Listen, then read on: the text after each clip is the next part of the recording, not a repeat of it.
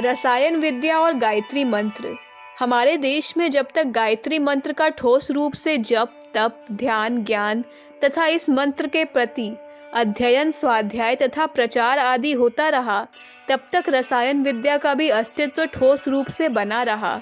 जिस प्रकार से आज लोग गायत्री मंत्र के महत्व से अनभिज्ञ होकर इसके अनेकानेक रहस्यमय अर्थों को केवल इस मंत्र के नाम मात्र से परिचित रह गए हैं, उसी प्रकार से वे रसायन विद्या को भूलकर केवल इसके नाम से ही परिचित रह गए हैं। आज यदि किसी व्यक्ति को रसायन सोना बनाना आ जाए तो आश्चर्य नहीं कि वह अपने शेष कर्तव्य को भी भूलकर केवल रसायन बनाने और मौज उड़ाने में ही तल्लीन हो जाएगा।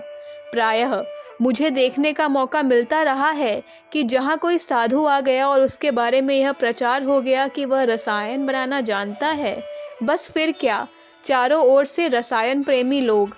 आश्चर्य नहीं कि इनमें अधिक संख्या उन आलसियों की रहती है जो परिश्रम से धनोपार्जन कर पेट पालना भी नहीं चाहते, आकर सच्चे भक्त का ढोंग कर सोना बनाना सिखलाने के लिए विनय करेंगे। शायद ही कोई भगवान की प्राप्ति का रास्ता पूछता होगा। यह आज के देश की दशा है। रसायन विद्या भगवान के भक्तों की चीज़ है। भगवान का भक्त कैसा होता है यह सभी जानते हैं। संसार की सारी दौलत भी उसके सामने रख दी जाए तो भी वह उसे मिट्टी समझता है। ऐसा तो वह निर्लोभी होता है। उसे तो भगवान चाहिए, सोना नहीं। इस संबंध में हमको श्री रामकृष्ण परमहंस के योग विद्या के गुरु स्वामी तोतागिरी की बात याद आती है। उन्होंने एक समय बातचीत करते हुए परमहंस जी को बतलाया था कि उनके मठ में प्रधान महंत को सोना बनाने की विद्या आती है, जो वह अंतिम समय अपने प्रधान चेले को बतला देता है, पर इसके द्वारा साधारणतः कभी सोना बनाया नहीं जाता। केवल ऐसा अवसर उपस्थित होने पर कि जब कुंभ आदि के समय साधुओं का बहुत बड़ा समुदाय इकट्ठा हो और उसके व्यय की व्यवस्था ना हो सके, तो इस विधि से सोना बनाकर काम चलाया जा सकता है। रसायन विद्या की सत्यता का वर्णन करते हुए गायत्री मंत्र का उल्लेख इसलिए कर रहा हूँ कि गायत्री मंत्र का रस शास्त्र के आधार पर अपना अलग अर्थ भी होता है। जिस पर गायत्री माता की महान कृपा हो जाती है, वह इसके रासायनिक संबंधी अर्थ को भी जान सकता है। माता जरूर उसकी बुद्धि को विकसित कर उसे रासायनिक अर्थ को समझने में प्रेरणा देंगी। गायत्री मंत्र के 24 अक्षरों में सभी तरह के ज्ञान विज्ञान छिपे हैं। सोना आदि बहुमूल्य धातुओं का बनाना तो एक साधारण बात है। राक्षस राज रावण गायत्री का सफल उपासक था। दक्षिण मार्गी तथा वाम मार्गी तांत्रिक विद्या तथा रस शास्त्र का तो वह पंडित था। अपने रस शास्त्र के ज्ञान के कारण ही उसने सारे लंका को सोने का बना दिया था। वह अपने नाभि में अमृत रखता था।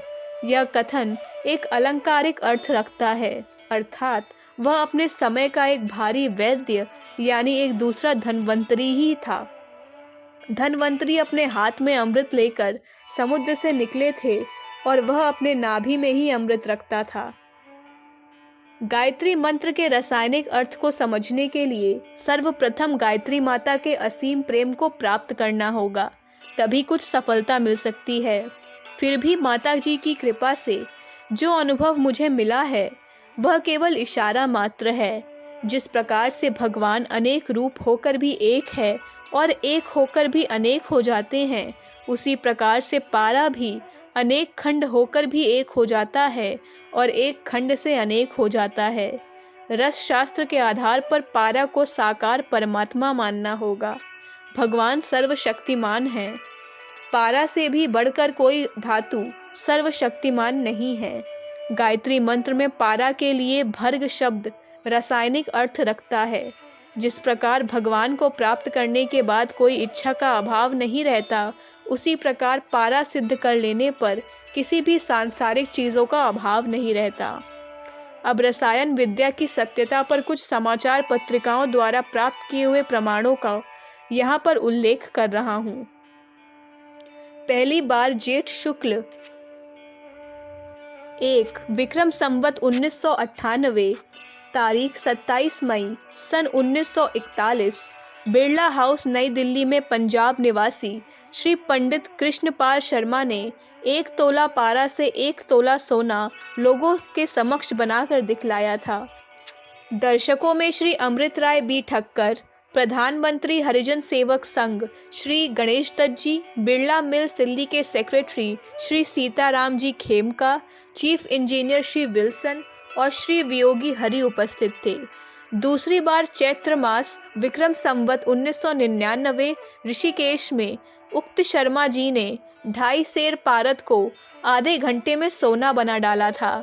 दर्शकों में उस समय महात्मा गांधी के मंत्री स्वर्गीय श्री महादेव देसाई, श्री गणेश दत्त तथा श्री युगल किशोर बिरला थे। शर्मा जी को यह विद्या एक साधु ने बतलाई थी, किंतु उनकी दृष्टि में कोई सुपात्र व्यक्ति न मिलने के कारण उन्होंने यह विद्या किसी को नहीं बतलाई। यद्यपि यह रहस्य इस वर्तमान समय में लुप्त प्रायः सा हो गया है, तथापि इस समय भी इस विद्या को जानने वाले भारतवर्ष में कोई हैं। मेरे पास भी रसायन संबंधी नुस्खे इधर उधर से आते रहते हैं।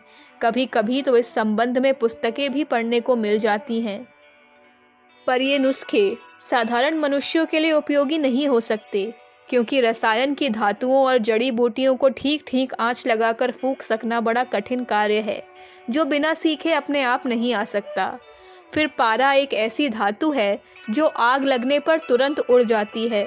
इसलिए इस संबंध में जो नुस्खे लिखे जाते हैं या बतलाए जाते हैं, वे लोगों का कौतूहल शांत करने के लिए ही समझने चाहिए।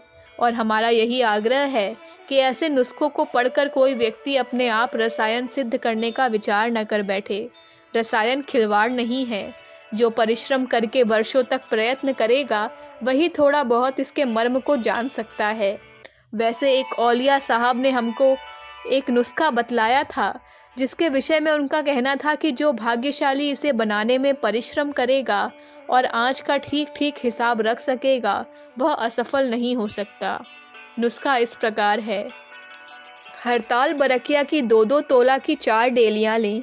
उनको नीचे ऊपर आग के 4-4 पत्ते लगाकर लोहे के पतले तार से भली प्रकार बांधकर या सीकर एक बलिष्ठ भर लंबे चौड़े गड्ढे में रखकर बरकियों की मैंगनीम की अग्नि में पका लें। पत्ते जलने के पहले उसे बाहर निकाल लें और हरताल की गरम गरम डेलियों को नमक के पानी में डालकर बुझा दें। फिर इन डेलियों को पूर्ववत आग के पत्तों में सीकर अग्नि में पकावें। इस प्रकार 100 बार अग्नि में पकाने से जो चीज़ बनेगी, उससे तांबा को सोना बनाने में सहायता मिलेगी।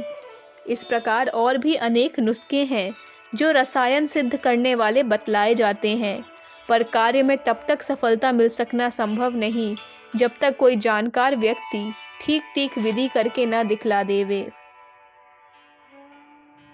अखंड ज्योति, जून 1958, पृष्ठ संख्या 28, 29, 30।